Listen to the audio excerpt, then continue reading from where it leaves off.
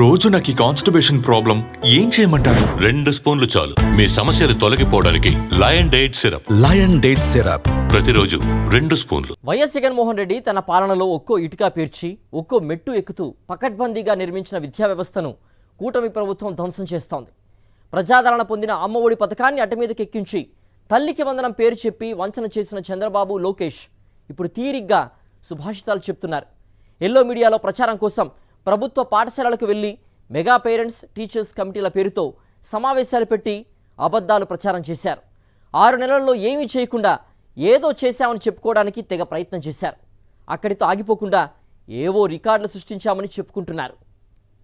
విద్యారంగంలో వైఎస్ జగన్ తీసుకొచ్చిన విప్లవాత్మక మార్పుల్ని ఓవైపు ధ్వంసం చేస్తూ మరోవైపు మెగా సమావేశాలంటూ 1,20,00,000 మందితో సమావేశాలు జరిగాయని చెబితే విద్యారంగానికి వచ్చే లాభం ఏంటి? విద్యారంగంలోని తాజా పరిణామాలపై ప్రముఖ జర్నలిస్ట్ కొమ్మినేని శ్రీనివాసరావు కమెంట్ ఇప్పుడు చూద్దాం. ఏపీ ముఖ్యమంత్రి చంద్రబాబు నాయుడు నేర్పరితనం చూడండి. దాన్ని కొందరు మోసపూరిత ధోరణి అనవచ్చు, మరికొందరు అది వ్యూహం అని చెప్పవచ్చు. తాము చేసిన వాగ్దానాలతో నిమిత్తం లేకుండా ఆయన ప్రభుత్వ స్కూళ్లకు వెళ్ళి విద్యార్థులు వారి తల్లిదండ్రులకు శుద్ధులు చెప్పి తిరిగి వచ్చారు.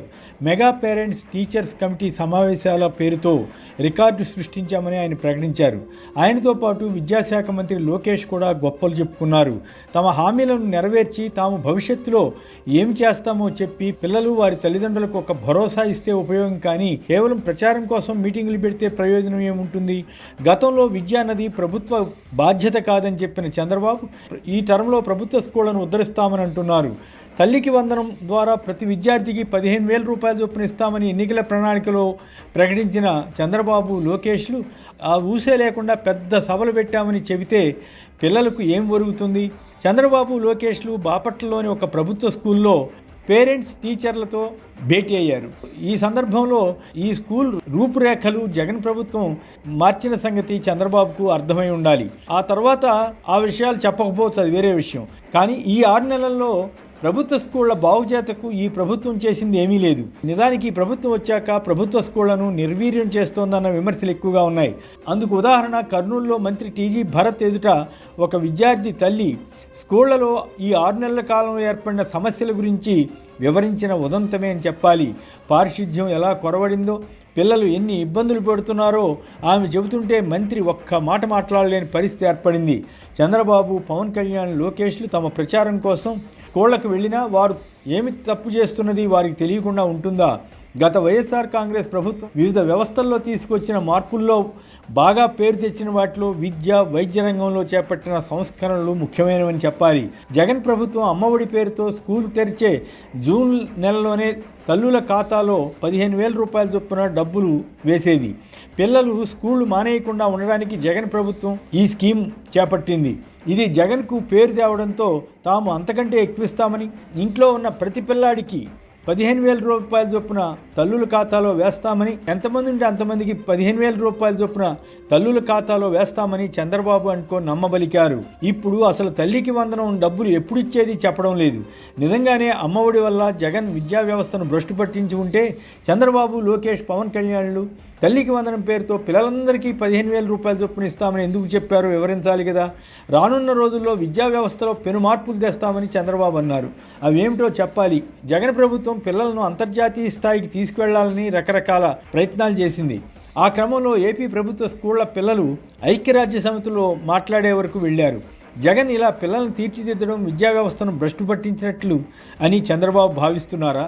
జగన్ టైంలో పిల్లలు ఆంగ్ల మీడియంలో చదువుకుంటూ చక్కగా ఇంగ్లీష్లో మాట్లాడేలా ఎదిగారు. అందువల్ల విద్యా వ్యవస్థ భ్రష్టు పట్టిందని చంద్రబాబు అంటారా? అలాగే సిబిఎస్ఈ, ఐబీ కోర్స్, టోఫెల్ వంటి వినూత్నమైన ఖరీదైన కోర్సులను పేదలకు ఉచితంగా అందేలా జగన్ చేశారు. చంద్రబాబు భావంలో ఇది విద్యా వ్యవస్థను భ్రష్టు పట్టించడమేమో. ప్రతి ఏటా పిల్లలకు ట్యాబులు అందజేయడం తప్పని కూటమి నేతలు అనుకుంటున్నట్లుంది. ఈనాడు మీడియా అప్పట్లో నీచంగా పిల్లల ట్యాబ్లపై ప్రచారం చేసి తన ఫ్యూడల్ ధోరణిని బయటపెట్టుకుంది. దానికి చంద్రబాబు ప్రభుత్వం ఒత్తాసు పలుకుతుందేమో తెలియదు. స్కూళ్లలో పారిశుధ్యం, పిల్లలకు భోజనం వంటి వాటిపై జగన్ ప్రభుత్వం అత్యంత శ్రద్ధ వహించిందన్నది వాస్తవం. 5 స్టార్ హోటల్ స్థాయిలో టాయిలెట్లను ఏర్పాటు చేసి వాటి నిర్వహణకు ప్రత్యేక సిబ్బందిని స్కూళ్లలో నియమించింది.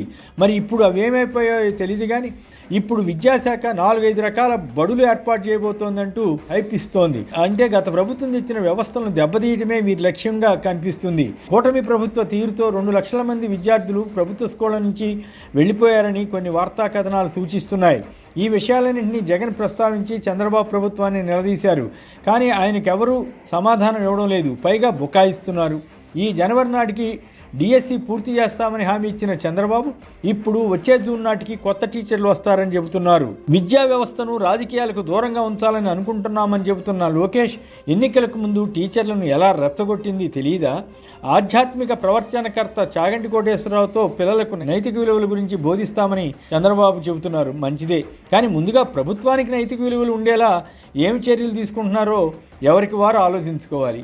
ఈ మీటింగులతో తల్లికి వందనం పూర్తి చేసినట్లు అయిపోతుందా? వారి ఖాతాల్లో డబ్బులు పడినట్లే అని అనుకోవాలా? అదేదో సామెతలాగా ఉంది. ఉత్తిగానే అన్నం పెట్టాం, కూర వేశాం, మజ్జిగ వేశాం, చూసుకోండి అని పిల్లలు ఆడుకుంటుంటారు. ఆ మాదిరి విద్యా వ్యవస్థను మేడిపండు చందంగా మార్చకుండా ఉంటే అదే 10,000 అని చెప్పాలి.